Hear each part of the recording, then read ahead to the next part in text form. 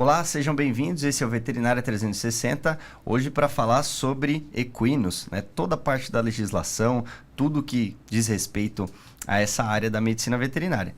Então, fique aqui, já comente, curte, compartilhe e ative as notificações. Curta, né?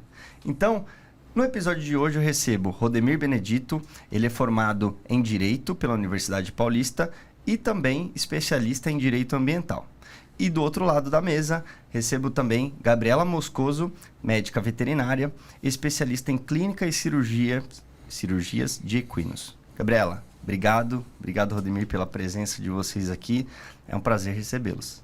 Prazer é meu. É uma grande oportunidade para falar um pouquinho do nosso trabalho e da realidade dos equinos, principalmente aqui no Vale do Paraíba e no estado de São Paulo, e levar informação a quem nem sabe o que precisa às vezes, né? Exato. Eu que agradeço. Obrigado e parabéns pela iniciativa, que vai ser muito importante para muita gente aqui no Vale, viu? Legal. Obrigado. Então vamos lá. Iniciando sobre os equinos, né? Como que é feito o cadastro desse animal na propriedade? Se equino nasceu ali na propriedade, a partir daí, o que deve ser feito? Então, vou conversar com você, Rodemir, depois a Gabriela pode complementar também. Então, Rodrigo, quem cuida dessa parte aqui no estado de São Paulo é a Defesa Agropecuária do estado de São Paulo, tá?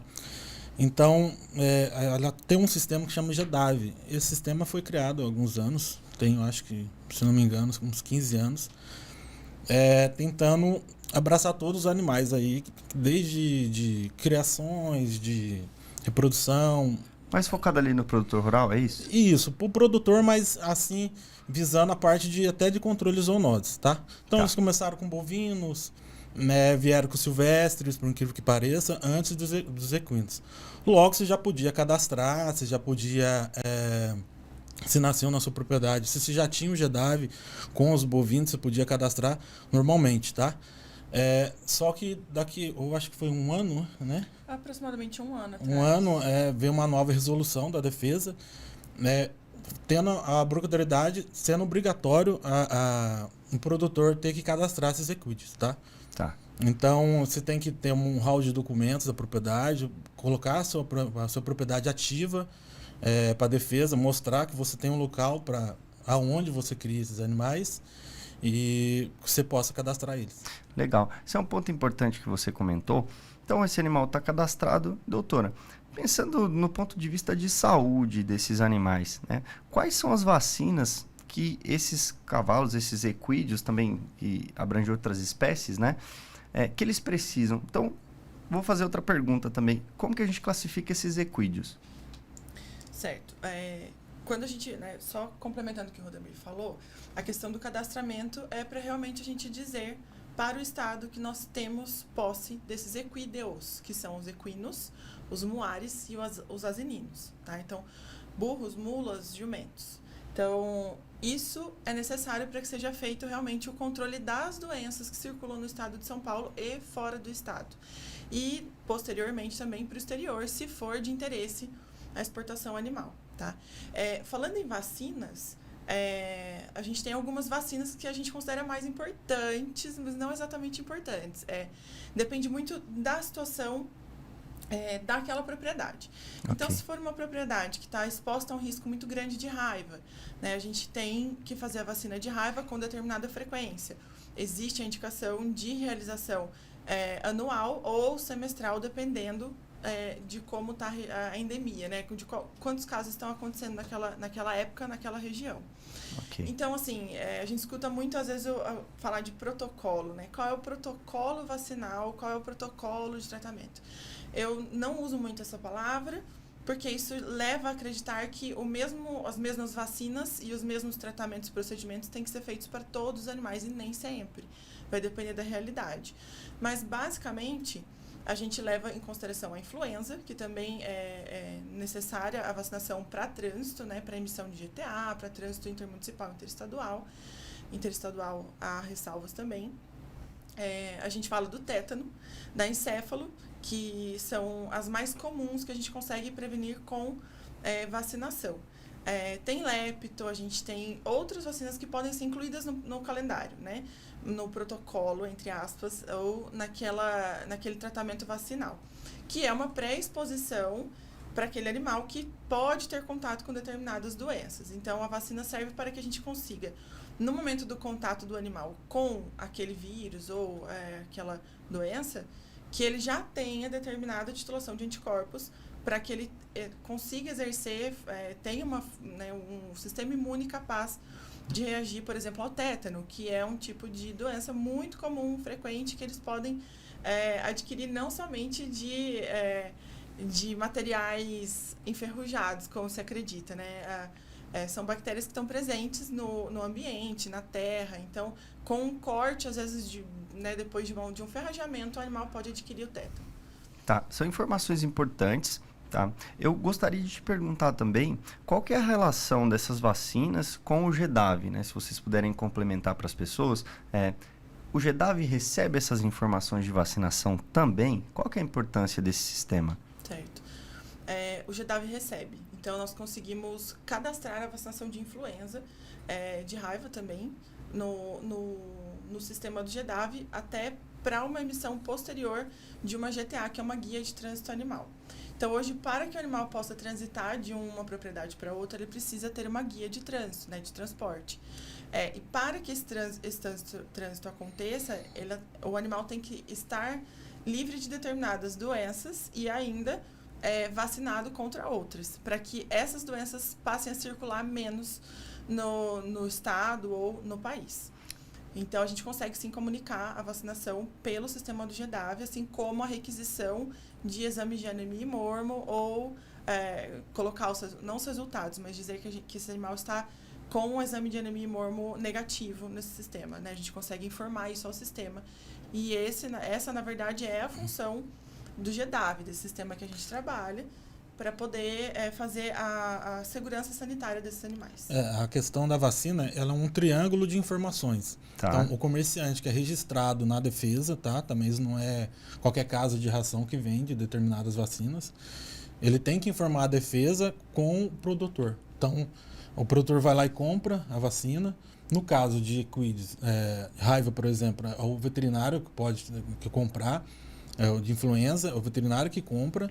Então, a loja vai lá e avisa a defesa, olha, o Rodrigo comprou tantas vacinas, tá? Pela Gabriela avisou.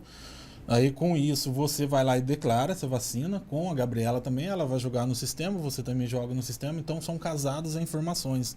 Não tem como sair fora disso. Entendi. Como funcionava com bovinos e funciona com bovinos na aftosa. Aliás, a aftosa não vai ter mais, né? Foi considerado erradicado no estado de São Paulo, a última vacinação foi agora em novembro. Mas a questão da informação era essa, o produtor comprava a vacina, a loja avisava a defesa e o produtor tinha a obrigação de declarar essa vacina. Então tinha esse triângulo de informações, tá? Então, com equídeos acontece também. Então, eu compro uma caixinha de vacina. Essa caixinha de vacina aparece para mim no meu sistema, do GEDAV. E aí eu lanço ela para os animais que eu fiz, né, que eu vacinei. Tá. Então, assim, ainda é um pouco complexo de entender para os produtores, né, principalmente para os pequenos produtores, que às vezes, ou que possuidores... Não tem informação, né? Proprietários de equídeos. Tá. Eles não entendem bem como isso funciona ou... E para que serve, né? Para que serve. Uhum. Para que serve, e porque a gente bate na tecla de fazer esse cadastramento, mas a gente sabe que é necessário, que é importante, porque a gente vai ter todas essas informações desse animal acerca da saúde, né, dele, nesse sistema. Isso é importante ressaltar para as pessoas, né, que existem leis, né? Tem a legislação que é importante para a gente saber o que está acontecendo em casos mais importantes, mais graves, né? Para o Estado criar estratégia, né? Caso ocorra alguma doença de notificação obrigatória. A gente está falando aí de zoonoses também, doenças que são transmitidas dos animais para os seres humanos e dos seres humanos para os animais. Então, eu queria comentar alguns pontos importantes ali também. Tem doenças aqui dos equídeos, né? Que... Por exemplo, a gente está falando aí de anemia infecciosa equina, né, de mormo. Qual que é a importância dessas doenças para esses animais? Qual que é a diferença disso para o Estado? Qual que é o interesse do Estado com essas doenças? Certo. Bom, Primeiramente, a meu ver, pelo menos, e acredito que no sentido da defesa sanitária também. A gente tem um mercado que movimenta, um mercado de equídeos que movimenta em torno de 16 bilhões de reais por ano. Importante. Importante. Ele gera empregos diretos e indiretos. Ok. A gente tem animais que, sim, podem ser exportados, animais de provas, mas a gente tem também um grande número de animais de lida. Então, a gente pensa o seguinte, esses animais, eles vêm, principalmente muares, né? Vêm de uma cultura da lida na fazenda. Então, eles são ainda usados para isso. Eles são usados para transporte, eles são usados como auxílio numa falta de um veículo. Uhum. Esses animais são usados nos sítios, nas propriedades, nas grandes e nas pequenas propriedades. Então, pensando dessa forma, o rebanho, a importância desse controle de doenças é justamente para que não aconteça uma circulação muito grande delas. Então, falando, por exemplo, de anemia e mormo.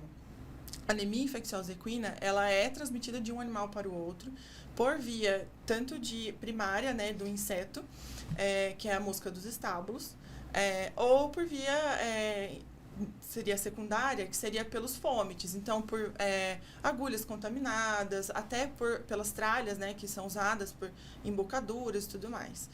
Então, não é uma zoonose, mas ela é uma doença de importância para o rebanho de equídeos. Okay. Então, se a gente tem um foco, por exemplo, de anemia infecciosa equina em uma propriedade, ela pode ser silenciosa, porque a manifestação da anemia ela pode ser assintomática. Então, ela tem quadro agudo, né, o subagudo, o subclínico, e o quadro assintomático.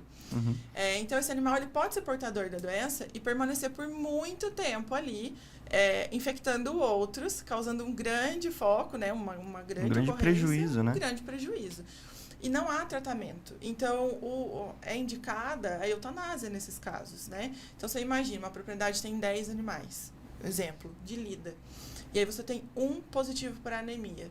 E ele foi realmente identificado pelo veterinário, isso foi passa pelo sistema do GEDAV, sai da nossa mão. Então, eu, enquanto veterinária habilitada, credenciada pela defesa para fazer esses exames, particularmente, autonomamente, né, com os proprietários, eu faço o exame e identifico um positivo de anemia, por exemplo. Isso passa a ser um problema da defesa sanitária, deixa de ser um problema meu.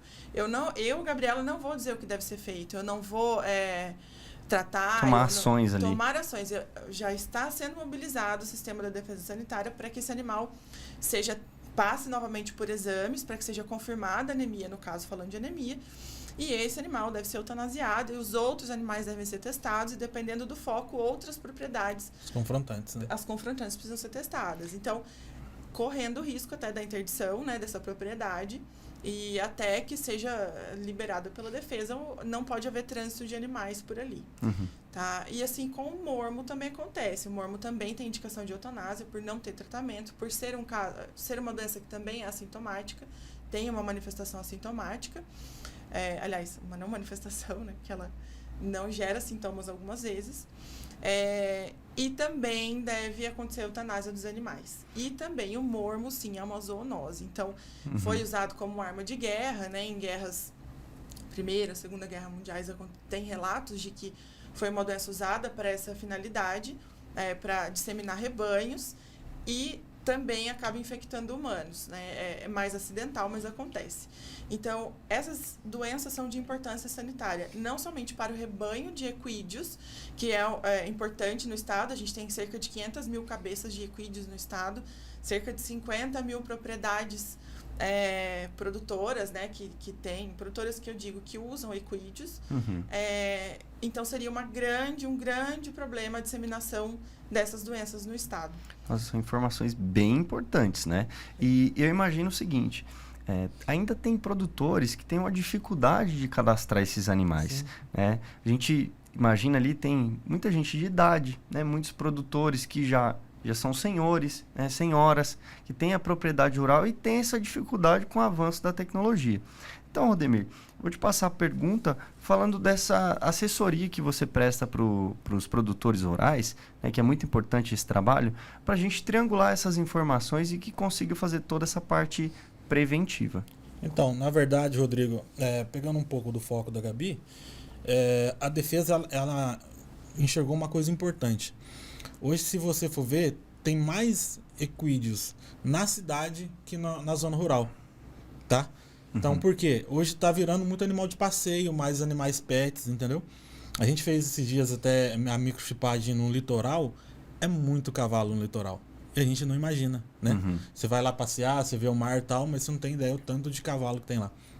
Isso aqui no litoral norte, né? Isso, no litoral norte. Então, estou falando aonde eu atendo, o meu foco aqui no Vale, mas a gente atende todo o estado. Então, a questão de chegar nesses senhores, no meu caso, eu sempre atendi senhores. Então, eu entrei pro campo do GEDAV, me interessei por isso. Porque eu sempre pegava o seu Zé, a Dona Maria. Produtores menores, né? Menores, né? Então, tem 2 cabeças aqui, uma cabeça lá, ou cria um boizinho no quintal, ou tem seu cavalinho ali pro neto. Então, de repente, bate na porta uma legislação que a pessoa não entende. Então, antigamente o GEDAV, a declaração de bovinos, por exemplo, era só no papel. Tá. Eu já ajudava esse povo. Eu fazia esse intermediário com a defesa. Quando virou online, quando virou pela internet, eu procurei me interessar e estudar mais para ajudar esse povo. Então, hoje eu faço todo esse caminho para eles. Ainda a gente tem, lógico que hoje a internet chega em qualquer lugar, hoje na área rural você vê senhores já aí no seu WhatsApp, né? Mas facilitou pra gente também esse trabalho. Mas ainda tem bastante gente que me procura por esse motivo. Você pode ir lá, lógico, olha, na defesa agropecuária, olha, eu tenho o meu cavalo, o que eu faço para cadastrar? Eles vão te dar todos os caminhos, vão te atender. Sim. Só que meu foco são esse pessoal. Como você falou, aquele senhor, aquela senhora. Então, eu levanto toda a documentação rural. A pessoa tem cavalo na cidade, cria no seu quintal, na casa. A gente consegue cadastrar. Eu tenho que informar a defesa quais os caminhos que aquela pessoa tem. Lógico, ela não vai ter um ITR com o Imposto Tributário Rural, que na cidade é o IPTU. Mas eu preciso desse número para mostrar para a defesa, mas há sim grande procura e a defesa tá se proporcionando a atender esse povo. Tá? Legal. Isso é importante você falar. Então, assim, Rodemir, a gente pensando nessas pessoas que têm um pouquinho mais de dificuldade ou que não têm tanto acesso à tecnologia, quais são os documentos necessários para cadastrar essa propriedade? Você falou aí do ITR, né? Em alguns locais. A gente falar em propriedade rural. Eu preciso sempre de contrato de arrendatário, sabe, né? Se essa pessoa for arrendatária, os dados do dono da propriedade, tá? Preciso do ITR, comprovante, que é o DARF, de pagamento do imposto. Se for na cidade, eu preciso do IPTU, documentos necessários e normais, que é RG, CPF. Escritura do terreno, se na cidade for proprietário, se for locatário também, o contrato de locação, são documentos de praxe. Nada exorbitante, sempre o que a sociedade pede, mas precisa, tá? Legal. E às vezes também a questão do Rodemir é que às vezes nem o proprietário do terreno, tem todos os documentos. Entendi. Então, assim, a gente tem as situações onde o pai faleceu, o filho ficou com o sítio, daí vem os netos e o neto está usando o sítio. Então, tudo isso eles têm dúvida, eles não sabem, às vezes tem inventários parados, coisas que... Não é simplesmente falar assim, vamos lá cadastrar na defesa. É relativamente simples. Seria simples falar para a defesa sanitária, olha, eu tenho tantas cabeças de equídeos. Mas para a gente chegar nesse cadastro, né, para a gente chegar a dizer para eles, para a defesa, que esses animais existem, a propriedade precisa existir antes. E aí o Rodemir tem toda essa habilidade de fazer, já tem esses canais, né? O grande problema hoje que a gente está enfrentando é o seguinte, é o dono de aras, os locatários de baia. Vamos dizer, eu preciso cadastrar o proprietário do terreno, a pessoa física do terreno, que é o proprietário, tá? Então eu vou cadastrar a propriedade, o proprietário, aí se a pessoa tem, por exemplo, já peguei casos do cara ter 80 animais em baia só de clientes. Então eu tenho que informar para a defesa de qual cavalo de quem é quem. Então são 80 contratos que eu tenho que fazer. Entendi. Entende? Então a gente está achando caminhos, porque é novidade para a defesa também, ela está criando esse caminho, a gente está junto com ela, então a gente está acompanhando o dia a dia, a gente está lutando o dia a dia. Eu brinco com a Gabi, vamos ver qual que é o episódio da novela hoje, porque a gente sempre está Essa virada, a lei, ela foi vigente dia 1º, ela entrou em vigor do dia 31 de dezembro.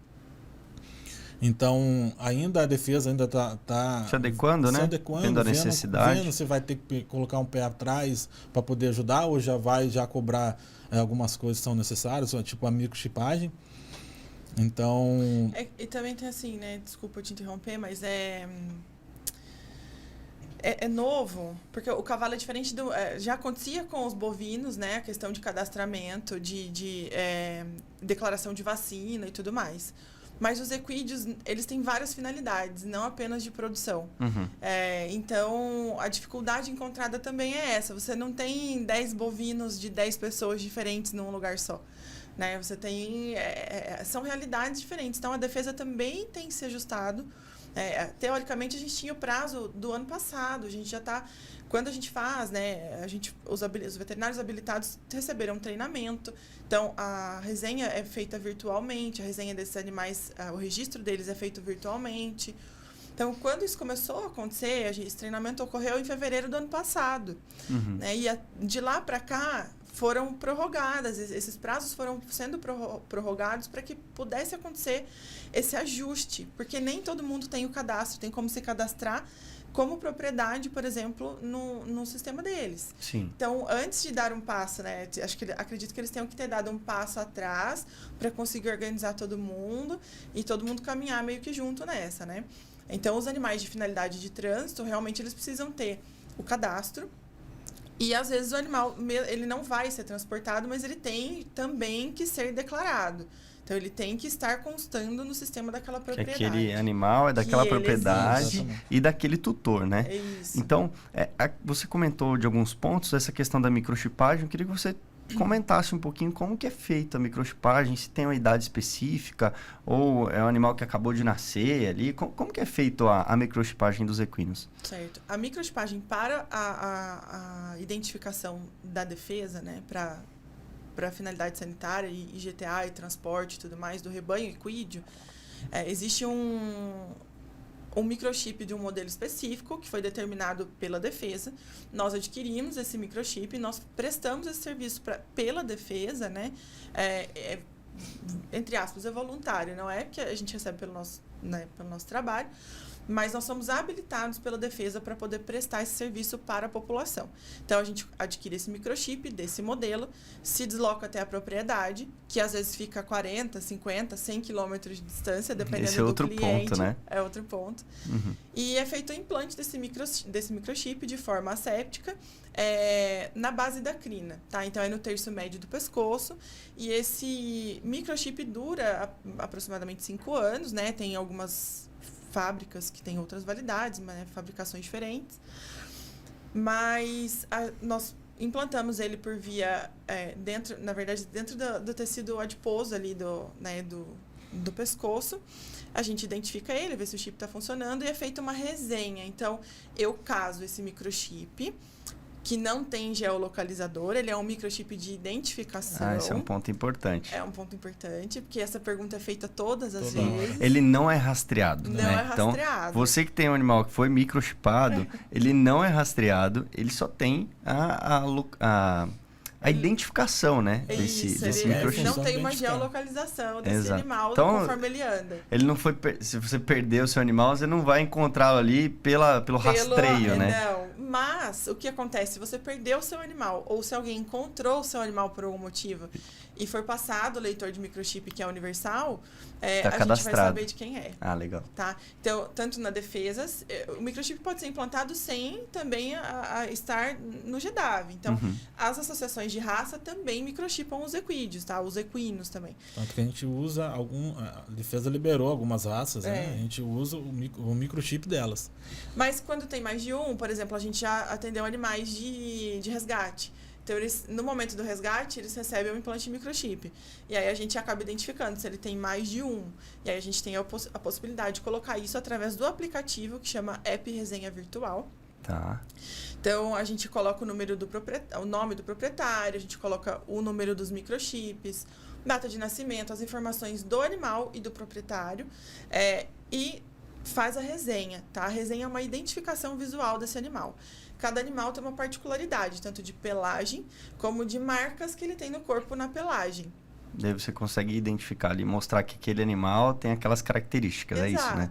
Então, por exemplo, um animal tordilho, ele tem a pelagem tordilha, ele tem os olhos de que cor, ele tem remoinhos em determinados lugares, ele pode ter cicatrizes, ele pode ter um casco rajado, outro branco, outro preto. Então, pra gente que é veterinário, isso é muito simples. Mas pra quem nunca viu, não imagina que isso é necessário e fundamental, porque senão não tem como identificar aquele animal. Né? Mesmo o microchip, vamos supor que por alguma situação, não sei se pode acontecer do animal perder, nunca vi. Mas a resenha, ela é justamente um mapa, vamos dizer assim, das marcas desse animal. As características dele. As características físicas, dele, né? Físicas. É um RG.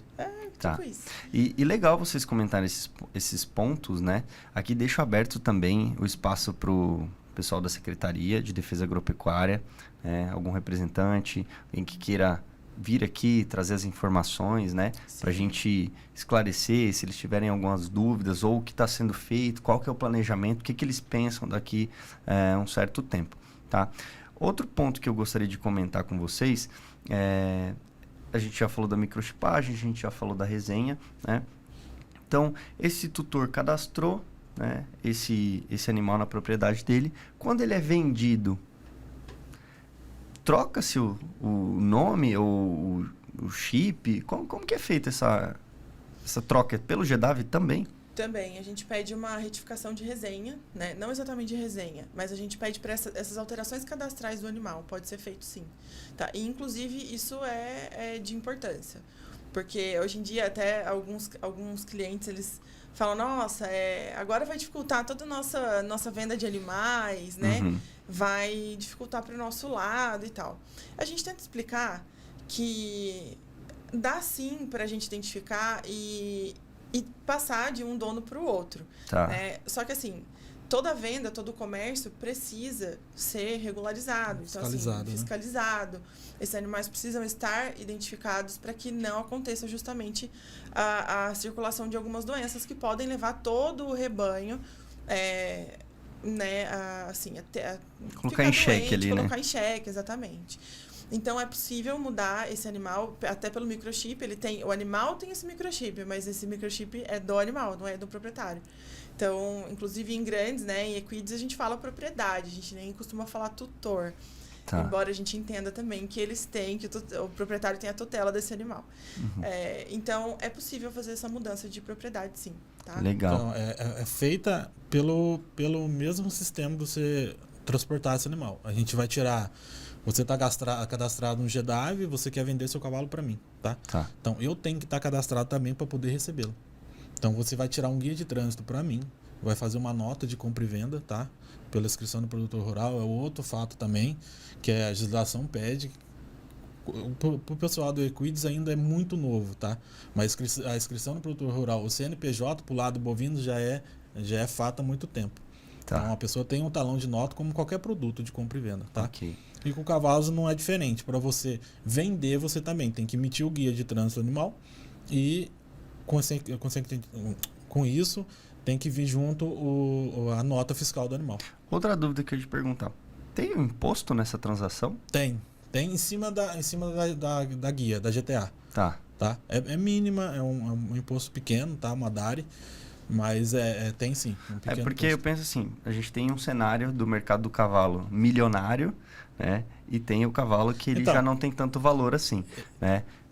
Dependendo do animal, né? A gente falando ali da qualidade física, né? De toda a parte reprodutora ali desse animal. Então, esses animais também de grande valor também não é feito nenhum imposto, não é pago nessa transação. Não, porque assim, você entra na parte de declaração de imposto, né? Aí vai de cada pessoa. Se você declara o seu animal, o valor do seu animal, então a gente está falando de um cavalo de R$5.000 e de um cavalo de R$1,5 milhão. Sim. Então o cara tem que declarar, ali é uma história com o fisco, tá?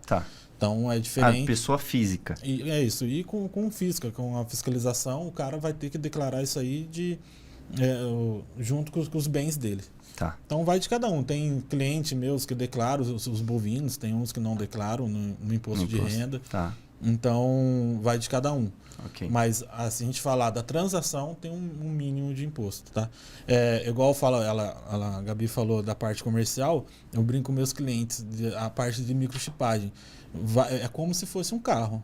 Tudo que é novo pro brasileiro é diferente, né? Sim. Então, Causa um pouco de impacto. Então, né? Meu carro vai ter que ter... A gente tem que mudar de placa. Então, vamos tirar de placa do município para ser do Brasil. A Mercosul, né? A Mercosul. A mesma coisa vai ser o cavalo. Daqui a pouco vai ser... Eu acompanho o GW desde que ele nasceu. Tá. Então, eu vejo essa transação do bovinos. Hoje, o bovino, você tem que ter inscrição de produtor rural para você poder comprar e vender. Mas no começo não era assim, então eu vi essa transação. Então não foi uma coisa da noite pro dia. Então o pessoal aí dos equinos fica sossegado, que vai dar certo. O princípio é legal e vai ficar bom para todo mundo, tá? Legal. Eu gostaria de agradecer a presença de vocês. A gente está chegando na reta final aqui do nosso podcast. Tenho certeza que a gente vai contribuir com as pessoas. Para aquele produtor que está lá distante da cidade, né? Mas que tem vontade de adequar, de aprender com essas informações. Então, agradeço a presença de você, Gabriela, de você, Rodemir, por ter desprendido o tempo de vocês para a gente compartilhar com as pessoas. Eu que agradeço e volto a falar a importância do seu trabalho e eu fico aí à disposição de todos. Precisar aí, só me procurar. Joia. Eu agradeço também, é um prazer poder colaborar, né? Eu sou apaixonada pela medicina veterinária. Então, para mim, é muito gratificante poder levar o nosso trabalho e informação para as pessoas que realmente precisam, né? São os nossos clientes, os tutores, os proprietários, que fazem também a nossa economia girar, que fazem essas coisas todas acontecerem e também acabam proporcionando o nosso trabalho. Legal. Né? Muito obrigado, gente. Obrigada a você. Então, se você gostou, curta, comente, compartilhe, ative as notificações e no próximo episódio, convidados também muito especiais. Até mais!